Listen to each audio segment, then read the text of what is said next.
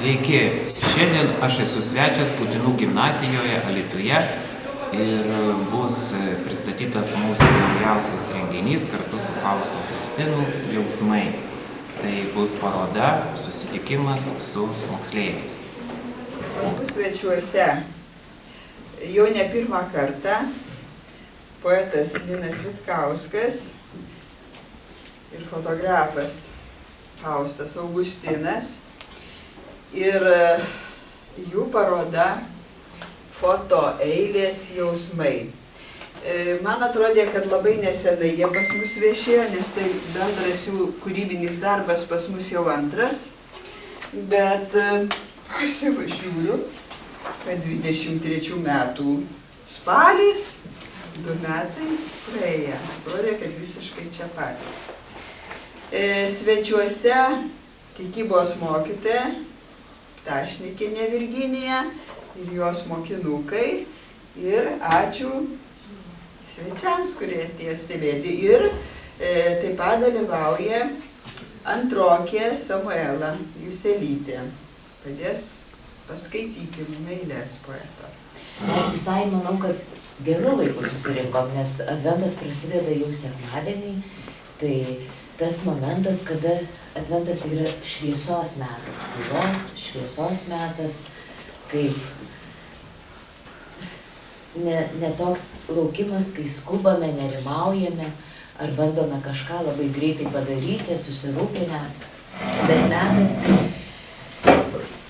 metas keliauti į save, tai į savo vidinį pasaulį. Ir šiandieną mes matysime tą vidinį pasaulį, būtent poeto ir fotografo, pasigrožėsime jų kūriniais, išgirsime jų kūrinius.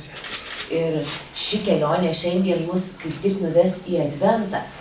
Tai į tą savo vidinį pasaulį, kada aš bandysiu susitikti su Jėzumi. Tai su tuo, kuris ateina į pasaulį, tam, kad jis mus atpirktų ir kad mes taptume gražesni ir neužmirštume, kad mūsų šita žemiška kelionė nesibaigia čia ir dabar.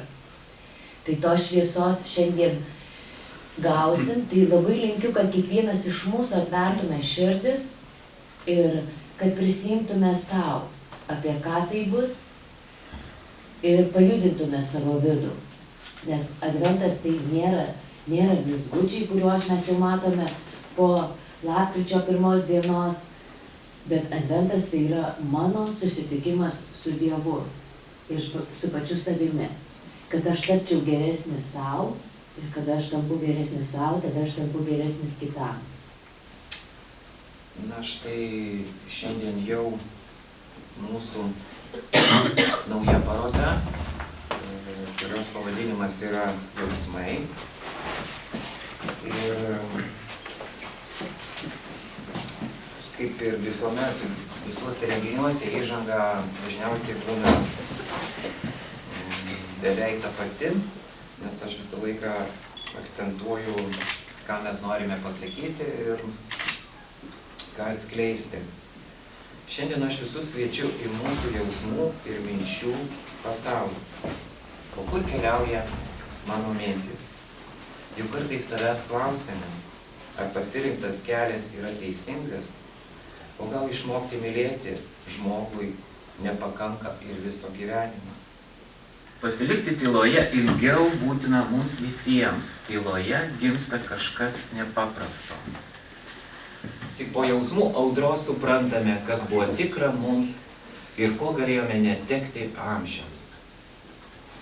Iš tikrųjų, kai mes išsikalbam ir kai emocijos būna labai karštos, mes galime kažką labai ir negero padaryti ir tiesiog gailėtis dėl to ir suprasti, kad galėjome netekti netgi artimo žmogaus arba su juo išsiskirti amžinai. Mūsų akys. Ne tos akys, kurios meluoja, ne tos, kurios žaidžia su tavimi ir tave išduoda, tik tos akys, kurios myli ir mylės tave visur ir visada yra tikrosios. Pranašystė. Kai neviltis atvers duris į tavo sielą, ištart nei žodžio negalėsi. nes baimė sunkiomis grandinėmis sukaustys kojas ir rankas, o pabaiga pasaulio, raganiaus prakeikimas, paskutinis ženklas, įspėjimas, nerimas širdį. Ir jei visų šventyklų durys bus tvirtai užvertos tau, galbūt tuomet mintis aiški. Mažytis saulės spindulėlis į sielos tamsą prasiskverbs, nuodėmes visas geriausiam draugui išpažinti.